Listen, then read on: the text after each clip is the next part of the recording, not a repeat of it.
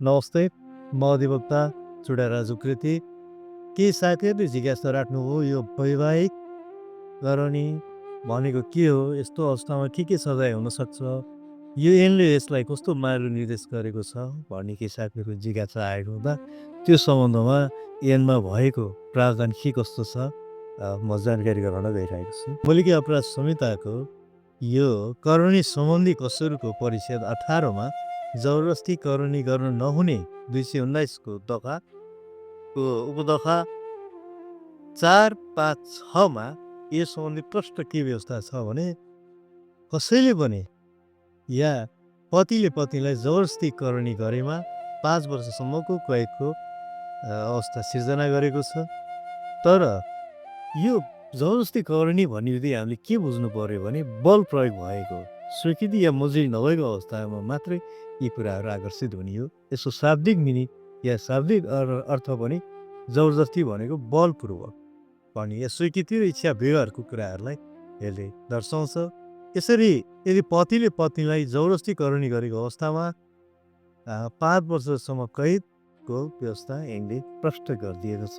तर के स्पेसल प्रावधानहरू छन्, के विशेष प्रावधानहरू छन् जसलाई वैवाहिक सम्बन्ध कायम रहेको अवस्था मानेको छैन। जस्तै पतिसँग मानव छुट्टिए अंश मुद्दा चलेको अवस्थामा, पतिसँग अंश लिए छुट्टिए बसेको अवस्थामा या पतिसँग सम्बन्ध विच्छेद मुद्दा चलेको अवस्थामा चाहिँ उहाँहरूको सम्बन्ध कायम भएको अथवा वैवाहिक करणीको लागि यो वैवाहिक करणमा आउने अवस्थालाई सिर्जना गरेको छैन, आउने उहाँहरूलाई या पत्नीलाई हक यहाँ प्राप्त छैन भने यसलाई यस्तो अवस्थामा चाहिँ पीडितको निवेदन माग बमोजिम विभिन्न आदेशहरू पनि देखाए बमोजिम आदेशहरू पनि गर्न सक्ने अवस्था छ।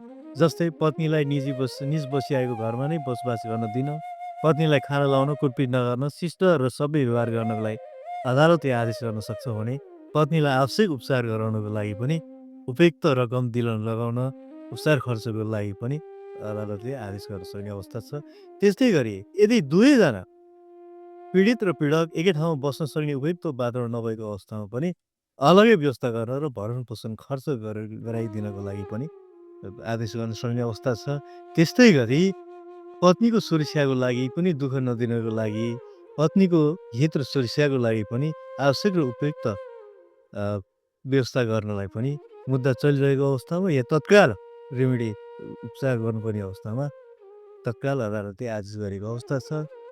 यहाँ हामीले बुझ्नुपर्ने कुरा के छ भने यो समभोग भनिन्छ, दुवैजनाको इच्छा नभइकन या कुनै मन्जुरी बिना या सहमति बिना गरिने कार्य, योजने कार्यलाई जबरजस्ती करणी मुलकी दैवानी यसरी माफी चाहन्छु। मुलकी अपराध संहिता तथा 219 करणी सम्बन्धीको परिच्छेद 18 मा यसका कुराहरू, यी प्रावधानहरू राखिएका छन्।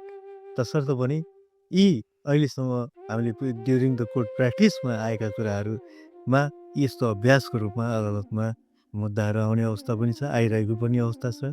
र सर्वोच्च अदालतले यस सम्बन्धमा विभिन्न समयमा कस्तो अवस्थामा वैवाहिक करणीलाई ठहर गर्ने, कस्तो अवस्थामा ठहर नगर्ने या के कसो यसको विषयमा अन्तिम फैसला गर्ने अदालत भनेको सर्वोच्च अदालत हो। धेरै न्यायिक व्याख्याहरू भएको अवस्था छ। तसर्थ पनि यो करणीजन्य वैवाहिक करणीजन्य अवस्था यदि काहीँ ततै सिर्जना हुन्छ, अदालतले ठहर गर्छ भने यसमा प्रष्टसँग लेखिएको 5 वर्षसम्मको कैदको व्यवस्था, यहाँ दिन तोकिएको छैन, महिना तोकिएको छैन, वर्ष तोकिएको छैन, म्याक्सिमम 5 वर्षसम्मको कैदको अवस्था सिर्जना गरेको छ र अन्य आदेशका कुराहरू पनि सिर्जना गरेको छ। ऐनको आशय पनि यो छ। ऐनले यसरी नै मार्गदर्शन गरेको कुरा जानकारी गराउन चाहन्छु। धन्यवाद।